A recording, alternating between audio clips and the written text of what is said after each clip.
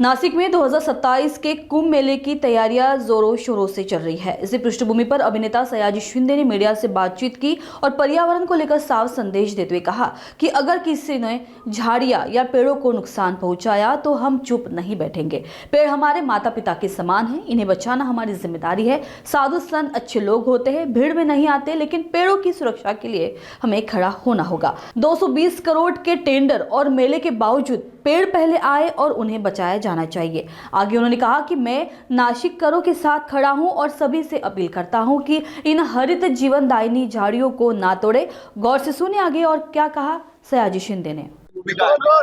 मला जो इथं नाशिककरांच्या पर्यावरण प्रेमींना सपोर्ट करण्यासाठी मी इथं आलेलो आहे। मी गेली 10 वर्षापासून येतोय। इथला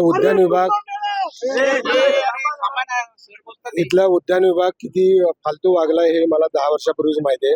2016ला आम्ही इथं इतकं काम केलं नाशिकमध्ये आणि अचानक 5000 मुलांना बेलाचं रोपं देऊन आम्ही मिरवणूक काढणार असतो।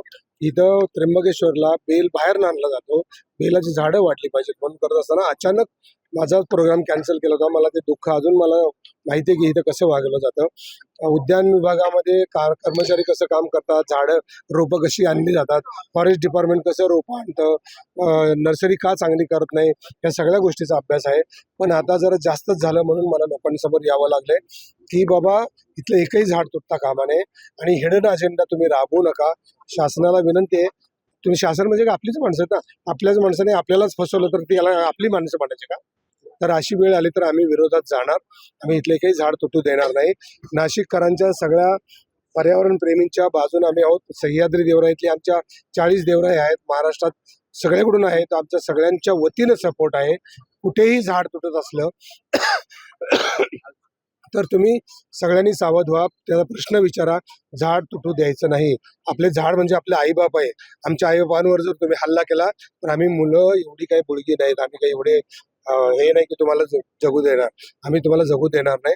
त्यामुळे साधुग्रामसाठी झाडं तुटता कामा नये। साधू आले गेले आम्हाला काही फरक पडत नाही, पण झाडं आली गेली तर आम्हाला खूप फरक पडतो। हेच मला सांगायचं। झाड जाणं इथलं म्हणजे हा ज्ञानेश्वरांचा अपमान आहे, झाड जाणं हे तुकारामांचा अपमान आहे, झाड जाणं शिवाजी महाराजांचा अपमान आहे।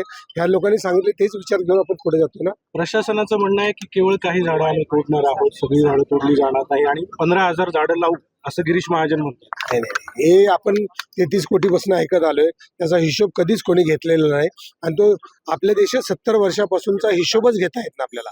कोणी कुठल्या जागा कशा गेल्या, कोणी कुठल्या पद्धतीने फ्रॉड केले, कोणी काय केले याचा हिशोब, मग त्यात आपल्याला पडायचं नाही। कारण काय, तुम्ही खूप कमवलं म्हणून काय 500 वर्ष जगणार नाही, तुम्ही पण मरणारच आहात। तर जाताना माणुसकी नावाची एक चीज असते, माणसं नावाची एक चीज असते आणि आधी झाडं असतात नंतर माणसं असतात। त्यामुळे झाडांची बाजू आपल्याला घ्यायचीच आहे। प्रशासन एक्झिबिशन सेंटर करण्याचा घाट घालतोय अशा स्वरूपाचा दावा पर्यावरण प्रेमींनी केलेला आहे। आपल्याला काही कागदपत्र देखील त्यांनी दाखवले। आपलं याच्यावर नेमकं काय म्हणणं आहे? मला अतिशय शॉक बसला की गिरीश महाजन तुम्ही याला उत्तर द्या की मी जी आता नोटीस बघितली 14 नोव्हेंबरला टेंडर काढले आणि 33 वर्षासाठी इथं एक्झिबिशन सेंटर करणार, तर हा कुठला कुंभमेळा इथं होणार आहे त्याचं महाराष्ट्राला तुम्ही उत्तर द्या। म्हणजे मला जे दिसलं समोर त्याच्यातनं असं वाटतं की पालकमंत्री आहात तर तुम्ही याची उत्तर द्या। तुम्ही नाशिककरांचा अपमान करू नका, माणसाचा अपमान करू नका आणि झाडांचा तर अजिबातच करू नका। सर, कुंभमेळ्यासाठी पर्यायी जागेचा वापर करावा अशी एक मागणी होते। मागच्या वर्षी कुंभमेळा मागच्या वेळेस इथेच भरलेला होता।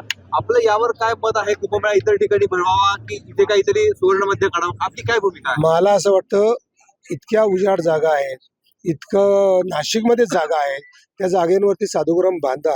तुम्हाला जे काही विधी करायचे ते करा। हे विधी करताना तुम्ही नाशिककरांचे हाल करू नका, माणसांचे हाल करू नका आणि चांगल्या पद्धतीने करा। आपल्या कोणाच्याबद्दल काय म्हणणं नाही, पण धर्माच्या नावाखाली तुम्ही सर्वसामान्य माणसाचे हाल करू नका। आता आपल्याला काही लोकांनी म्हणाले की मुख्यमंत्र्यांची तुम्ही भेट घ्या किंवा कानावर घाला हे घ्या बैठक, आपण काही मुख्यमंत्र्याला या संदर्भात भेटणार आहात? नाही, आता अजून वेगळं काय सांगायचं आता हे नाही। इथं मुळात झाडं तुटू द्यायची नाहीत हाच मुद्दा आहे आपल्याला। आपलं बाकी काय म्हणणंच नाही, बाबा झाडं तोडू नका आणि बाकी जे काय तुम्हाला करायचे त्याच्याबद्दल आम्हाला इंटरेस्ट नाही। आम्हाला फक्त महाराष्ट्रातली नव्हे, जगातली नव्हे, भारतातली कुठलीही झाडं तुटता कामा नयेत। कारण झाड आहे तर माणूस आहे, झाड आणि आई ह्या दोनच गोष्टी महत्वाच्या आहेत। नंतर सगळे मनाचे खेळ आहे। आपण रात्री झोपलो, मुख्यमंत्री असो, पंतप्रधान असो, नाहीतर खेळाडू असो, नाहीतर ऍक्टर असो, रात्री झोपल्यावर त्याला ऑक्सिजन लागतो ना। त्याला अन्न लागतं ना, हे कोण देतं? झाड देतं ना. मग झाडाबद्दल कोणीही बोलायचं नाही. झाड तुटता कामा नये. झाड राहिलं तरच आपण राहणार आहोत, एवढी माफक अपेक्षा आहे. नाशिकचं पर्यावरण क्लायमेट प्रेमींनी जे जी आहे जागा सुचवलेली होती ती जागा वेगळ्या ठिकाणी आहे. तिथून जर समजा अमृत स्नानाचा किंवा त्याच्यासाठीचे जे मार्ग आहे ते जर ठरवले तर चेंगराचेंगरी होऊ शकते. अशा स्वरूपाचा कयास प्रशासनाच्या माध्यमातून लावला जातोय. एकूणच जी पर्यावरण प्रेमी जो पर्याय सुचवतायत तो ते ऍक्सेप्ट करायला तयार होत नाही. नाही, शासनाने ऍक्सेप्ट करायला पाहिजे. कारण काय, चेंगराचेंगरी करून माणसं मारायचं असेल तर असले कुंभमेळे घ्याच कशाला? माणसांना त्रास होणारे कुठलेच मेळे, कुठलेच व्यवहार, कुठलेच जे काही सण असतील काय ते माणसांच्यासाठी असले पाहिजेत ना. माणसं मरण्यासाठी असतंच कामा नये. एवढी सोपी साधी गोष्ट आहे ना. प्रशासनाचं म्हणणं आहे की मागच्या 12 वर्षांपूर्वी ज्या ठिकाणी कुंभमेळा झाला होता इथे साधूंचे आखाडे होते आणि 12 वर्षा आधीची म्हणजे 12 वर्षानंतर जी झाडं या ठिकाणी उगवली आहेत त्यातली जी मध्ये येत आहेत ती आम्ही तोडू आणि जो लेआउट आहे तोच कायम राहणार आहे आखाड्यांसाठी. नाही, ते पूर्वीचे नियम करता का? मुळात एवढी झाडं सावली देतात, या सावलीत उभं राहिले, त्याच्यात जातीभेद धर्म काय आणू नका.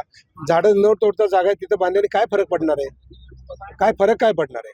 पण ही झाडं देणारी ही सावली देतात, फळं देतात, ऑक्सिजन देतात. ह्याच्यावर पशु पक्षी राहतात, किडामुंगी राहतात, फुलपाखरं राहतात. ह्यांच्या जीवनाचा विचार नको करायला. त्यामुळे ही साधी गोष्ट आहे. झाड कुठंच तुटता कामा नये. आपली जनतेची भूमिका काय राहणार आहे? आज आपण नाशिकमध्ये आलेला आहात, प्रशासनाची भेट घेणार आहे किंवा समजा जर प्रशासनाने आपलं म्हणणं ऐकलंच नाही तर आपली भूमिका काय राहणार? ऐकणं बिण्याचा मुद्दाच नाही हो. नाशिककर जिवंत आहेत. सगळ्या नाशिककरांनी जागे व्हा. तुम्ही इथं या. तुम्हाला सपोर्ट करण्यासाठी मी आलोय. पर्यावरण प्रेमींच्या मागणीसाठी मला त्यांनी सांगितलं असं आहे. तर भारतात जगात कुठेही झाड तुटत असेल तर तिथे आपण उभं राहणार आणि झाड तुटू देणार नाही. एवढीच आपली भूमिका आहे.